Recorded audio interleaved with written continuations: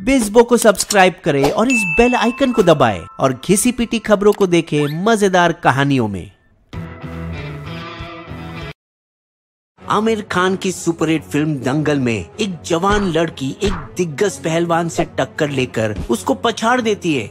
मानो उससे प्रेरणा लेकर विनेश फोगट, जो असल जिंदगी में उसी लड़की की चचेरी बहन है और 2022 कॉमनवेल्थ गेम्स गोल्ड मेडलिस्ट भी, एक दूसरे दिग्गज पहलवान से भिड़ रही है। ब्रिजभूषण शरण सिंह से भारतीय कुश्ती फेडरेशन के प्रेसिडेंट, जो 6 बार सांसद भी है, उसे धोबी पछाड़ देकर यौन और मानसिक उत्पीड़न, भ्रष्टाचार और तानाशाही के आरोपों पर दिल्ली के जंतर मंतर पर जनवरी 2023 में 3 दिनों तक धरना करके, जहां भारतीय कुश्ती के जाने माने खिलाड़ी साक्षी मलिक और बजरंग पुनिया भी शामिल हुए।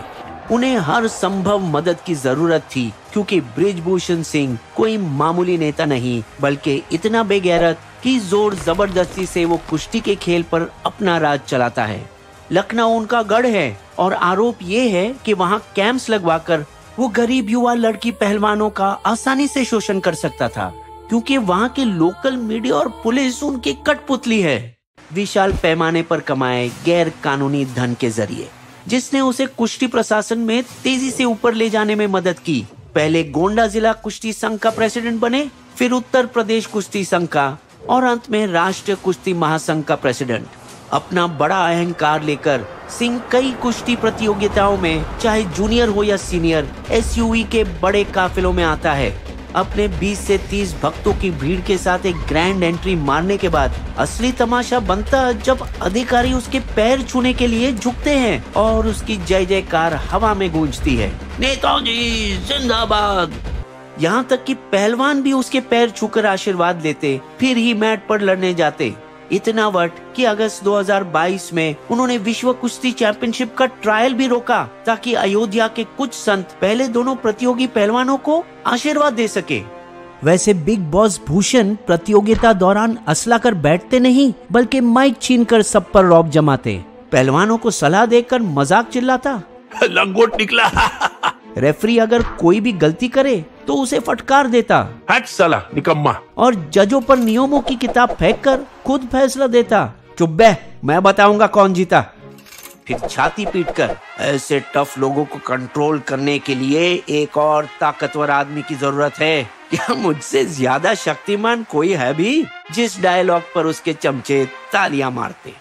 दबदबा बनाए रखने की ऐसी चुल थी कि स्टेडियम में सीसीटीवी कैमरा लगवाए 2020 नेशनल चैंपियनशिप के दौरान, ताकि वो मुकाबलों की निगरानी अपने ऑफिस से भी रख सके। मिजाज के इतने गर्म कि कभी तो खिलाड़ियों की बेइज्जती भी कर देते। महाराज एक मौका मिला जवान पहलवान को कस के चमाट, जो उनसे अंडर 15 नेशनल चैंपियनशिप में खेलने की लगातार गुहार लगा रहा था। साक्षी मलिक जैसे इंटरनेशनल खिलाड़ी को भी नहीं छोड़ा और 2016 की उनकी ओलंपिक जीत की वाहवाह हड़पने की कोशिश की। सर की मेहनत से ही उनको ये मेडल मिला। एक अच्छी बात हुई जरूर, जब उनके कार्यकाल के आखिरी महीनों में यूपी सरकार पहलवानों की मदद करने के लिए 170 करोड़ रुपए 2032 ओलंपिक तक डालने का फैसला लिया। अभिमान जैसा अहंकार उनका इसलिए क्योंकि असलियत में वो पूर्व उत्तर प्रदेश का बाहुबली टाइप डॉन है। हालांकि उनकी शुरुआत 1970 के दशक में हुई यूपी के गोंडा के दंगलों में कुश्ती लड़ते हुए, लेकिन उनका नाम फैला कुश्ती जीतने के लिए नहीं, बल्कि मोटरसाइकिल चोरियों के लिए, अपने दोस्त पंडित ठाकुर के साथ और गैर कानूनी शराब के अड्डे चलाने के लिए। जब उसने पहली बार पॉलिटिक्स में घुसने की कोशिश की, गन्ना कॉरपोरेशन चुनावों के जरिए उनका मुकाबला लोकल रॉयल्टी गोंडा के तब के कांग्रेस सांसद राजा आनंद सिंह से हुई, जिसके पालतू पिल्ले वहाँ के जिला पुलिस अफसर भूषण पर दबाव डाला। समझा कर बच्चे, चुनाव से नाम हटा ले। तू कौन होता बे, मुझे बताने वाला? बताऊं तुझे मादर। फिर सिंह ने एकदम अपनी पिस्तौल निकालकर उस पर तान दी। पिछवाड़े में दम है तो फिर से बोल। आज भी उसका दावा है कि उन विपरीत परिस्थितियों में भी अपनी पूरी इज्जत के साथ बाइक पर पुलिस थाने से वो निकले थे। नाकाम कोशिश के बाद राजा ने उसको मरवाने के लिए गुंडे भेजे, लेकिन दबंग पहलवान ने उन्हें भी मार मार कर कचुम्बर बना दिया। और जवाब में राजा को कुचलकर उसका जूस निकाला। 1987 गन्ना कॉरपोरेशन डायरेक्टर के चुनावों में उसकी पहली और छोटी लेकिन महत्वपूर्ण राजनीतिक जीत। हमेशा सत्ता का भूखा वो 1988 में भाजपा में घुसकर पार्टी के लीडर लाल कृष्ण आडवाणी के करीब आए, उनकी रथ यात्रा चलाकर। और कार सेवा के दौरान उसने कट्टरपंथी नेता उमा भारती और वीएचपी के अशोक सिंघल के साथ दोस्ती बनाई, जिससे उसे 1991 के लोकसभा चुनावों के लिए भाजपा का टिकट मिला, जहां उसने अपने पुराने दुश्मन गोंडा के राजा को रिकॉर्ड 1,13,000 वोटों से हराया। एक साल बाद 40 नेताओं पर जो आरोप लगे बाबरी मस्जिद गिराने के, उनमें भूषण का भी नाम था, कार सेवकों को हकला और फावड़ा देने के इल्जाम में। 1993 में उसके बाइक चुराने वाले पार्टनर पंडित ठाकुर से पैसों के झगड़े में गोलीबारी चली, जिसमें ठाकुर को गहरी चोट लगी और उनकी दोस्ती दुश्मनी में बदल गई। आखिरकार 1996 में उसे टाडा में गिरफ्तार किया गया, दाऊद इब्राहिम के शूटरों को शरण देने के लिए, उस समय का मोस्ट वांटेड गैंगस्टर। मगर तब तक भाजपा के अंदर उसके कनेक्शन इतने गहरे थे कि कोई आम कार्यकर्ता नहीं बल्कि देश के होने वाले प्रधानमंत्री अटल बिहारी वाजपेयी ने उसे जेल में चिट्ठी लिखी, साहस रखो और याद करो सावरकर जी को, जिन्हें आजीवन कारावास की सजा दी गई थी। जेल से छूटने के बाद वो अपने को इतना शक्तिशाली समझने लगे कि आरएसएस नेता नानाजी देशमुख से भी टक्कर ली अपने शहर गोंदा का नाम बदलने के मुद्दे पर। इससे भाजपा के पंख तितर बितर हुए और उसे गोंडा से चुनाव लड़ने का टिकट नहीं दिया गया। जिसे टिकट मिला वो अजीब संयोग से उसी दिन रोड दुर्घटना में मारे गए, जिस दिन 2004 के लोकसभा चुनाव में मत देने का दिन था और उस क्षेत्र का चुनाव रुक गया, जिससे उसके और उसके उस्ताद वाजपेयी जी के साथ झड़पड़ हुई जब उन्होंने आरोप लगाया। मरवा दिया। शायद आरोप सही भी था, मगर बिना सबूत का ये इल्जाम उसके दिल को तोड़ दिया। मैं वाजपेयी जी की पूजा करता था, लेकिन अब बदले के लिए उन्होंने सालों इंतजार किया और 2008 में मौका मिला जब ऐन वक्त पर उसने पार्टी बदली, जब यूपीए एक सरकार न्यूक्लियर डील सिलसिले में ठिठुर रही थी, भाजपा का अविश्वास प्रस्ताव का सामना करते। तब तक मुलायम सिंह की समाजवादी पार्टी, जिसने उस वक्त कांग्रेस को गले लगाया, पहले से ही सिंह को पीछे से पटा रही थी। अब भूषण पक्के तौर पर 2009 में सपा में शामिल हुए और कैसरगंज लोकसभा सीट जीती। यूं ही कोई बेवफा नहीं होता, कुछ रुसवाई भी रही होगी। और उन्हीं के साथ रहे 2014 तक, जब मोदी लहर देखते वो वापस भाजपा में आ कूदे। लेकिन उसके तेवर बदले नहीं, जैसे कि वो पार्टी से भी बड़े हो। यहाँ तक कि भाजपा की योगी सरकार को भी चीर डाला बाढ़ की अक्षम तैयारी पर। इन्होंने तो जनता को भगवान भरोसे छोड़ दिया। जब राज ठाकरे अयोध्या के राम मंदिर आना चाहा तो सिंह उसे धमकी दे डाली। मुंबई में उत्तर भारतीय वर्कर्स के खिलाफ जो शब्द तुमने बोले, पहले उसके लिए माफी मांगो। बाबा रामदेव पर भी बरसे, जिस पर महर्षि पतंजलि के नाम का गलत इस्तेमाल करने का आरोप लगाया, जो उनके ही गोंडा जिले के थे। फिर उसे और ठोका, कहते हुए कि उसकी कंपनी घटिया सामान बेचती थी। अब उसके खिलाफ कुश्ती आंदोलन का पासा पलटना चाहा, ये दावा करके कि हरियाणवी बाबा बदले में पहलवानों को फंड करके उनके खिलाफ भड़का रहे थे। वैसे ये एक भेद लाने वाली बात है, जहां यूपी के बड़े पहलवान भी ये आंदोलन हरियाणवी लॉबी का खेल समझते हैं। प्रोटेस्ट करने वाले केवल हरियाणा से ही है। वे ये सब कर रहे हैं ताकि कुश्ती का शासन वो अपनी मुट्ठी में ले सके। चूंकि ये आरोपों की झड़ी भूषण के तीसरे और आखिरी आधिकारिक कार्यकाल के अंत में आई, हो सकता है इससे यूपी की कुश्ती पर पकड़ मिट सके। गद्दी का एक दावेदार हरियाणा के राज्यसभा सांसद दीपेंद्र सिंह हुड्डा है, वही शख्स जिन्हें भूषण ने 2012 के चुनाव में हराए थे, पर जो अब वापस मैदान में आने की तैयारी में है। पर सच तो ये है कि भूषण और हरियाणा पहलवानों के बीच टकराव पिछले कुछ सालों से होते आ रहे। पहला कारण, क्योंकि हरियाणा में सैकड़ों होनहार खिलाड़ी है, कुछ पहलवान दूसरे राज्यों में जाकर खेलते हैं, लेकिन भूषण ने इस पर रोक लगाकर उनकी तरक्की पर बाधा डाला। संदीप यादव, पूर्व मेडलिस्ट और भूषण का चेला, भी इसकी शिकायत की। हरियाणा के पहलवानों का दबदबा होने से हमें अंतर्राष्ट्रीय टूर्नामेंटों में कम मौके मिलते हैं। लेकिन हरियाणा से इतने अच्छे पहलवान इसीलिए निकलते हैं क्योंकि सरकार, पंचायत और परिवार एक साथ आकर उनको सफल बनाने में मदद करती है। यहाँ तक कि हरियाणा की शक्तिशाली सर्व जतिया खाप महापंचायत भी पहलवानों के समर्थन में आई। कुश्ती फेडरेशन के प्रेसिडेंट को बर्खास्त करो और मामले की जांच एक रिटायर्ड जज से करवाओ। दूसरा कारण ये है कि उसने अंतर्राष्ट्रीय खिलाड़ियों को नेशनल चैंपियनशिप खेलना अनिवार्य बनाया है, लेकिन अंतर्राष्ट्रीय शेड्यूल इतने कठिन रहते हैं कि सिर्फ एक टूर्नामेंट के लिए वापस आना बहुत मुश्किल होता। फिर उन्होंने सभी विदेशी कोचों के कॉन्ट्रैक्ट खत्म किए जिन्होंने भारत के दिग्गज पहलवानों को मेडल जिताया था। बजरंग पूनिया के पूर्व कोच शाको बेंटिंडिस फेडरेशन पर बरस गए। 35 सालों मैंने दुनिया भर में कोचिंग की, लेकिन ऐसी गैर जिम्मेदारी नहीं देखी।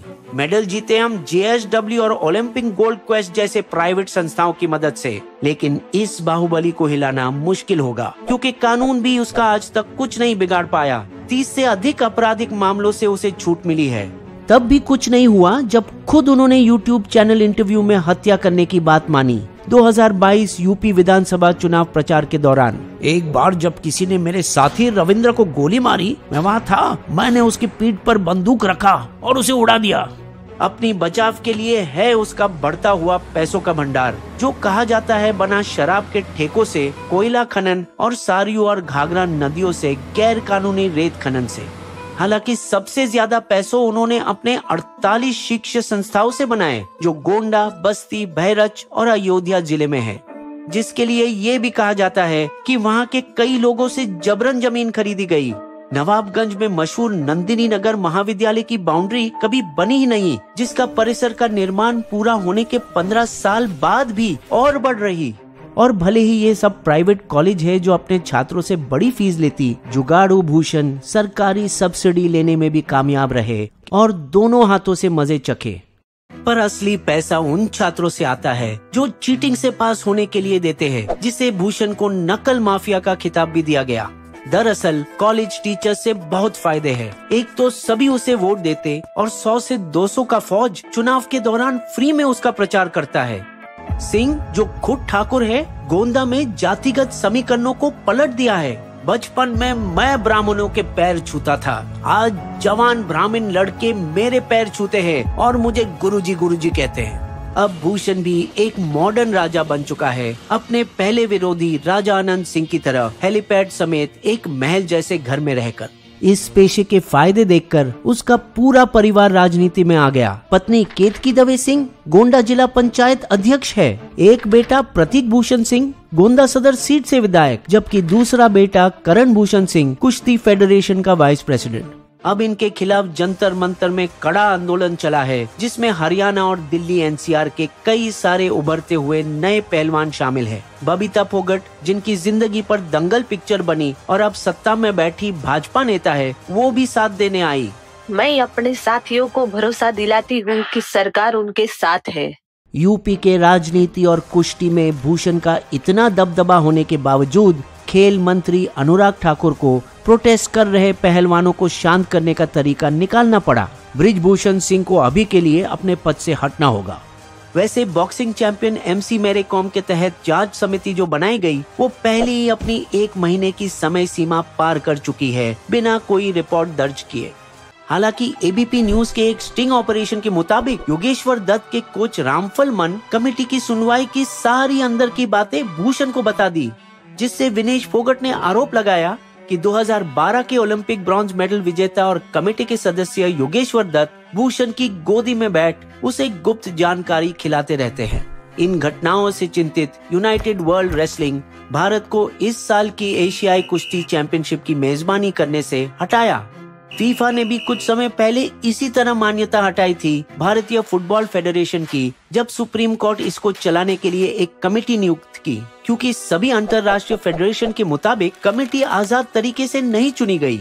इस बीच हरियाणा के बड़े पहलवान जिद में अंतर्राष्ट्रीय प्रतियोगिताओं में भाग लेने से इनकार कर रहे। हम प्रोटेस्ट करके थक चुके हैं और अपनी जगह कम रैंक वाले प्रतियोगियों को दे दिए, लेकिन असल में वो भारतीय अधिकारियों पर दबाव बना रहे तो भारत को कोई मेडल नहीं मिलेगा। कोई तो खेल छोड़ने की धमकी तक दे रहे। अगर वो प्रेसिडेंट बने रहेंगे तो मैं और विनेश दोनों इस्तीफा दे देंगे। 2023 भारतीय पहलवानों के लिए बड़ा जरूरी साल है, क्योंकि इसमें एशियाई गेम्स और 2024 पेरिस ओलंपिक क्वालिफायर दोनों होंगे। चल रहा विवाद 2 बार ओलंपिक मेडल विजेता सुशील कुमार को हत्या के मामले जेल जाने के बाद भारतीय कुश्ती में सबसे बड़ा विवाद है, जिस पर बिस्बो ने डिटेल में वीडियो बनाए, जरूर देखें। भारतीय खेलों में दलदल साफ करने का एक आसान तरीका है फेडरेशनों से राजनेताओं को लात मार के बाहर फेंकना। भारत के 12 प्रमुख खेल फेडरेशनों में से 5 प्रेसिडेंट राजनेता है, तीरंदाजी, बैडमिंटन, टेबल टेनिस, टेनिस और कुश्ती, जबकि 2 फुटबॉल और शूटिंग राजनीति से किसी और तरह से जुड़े हैं।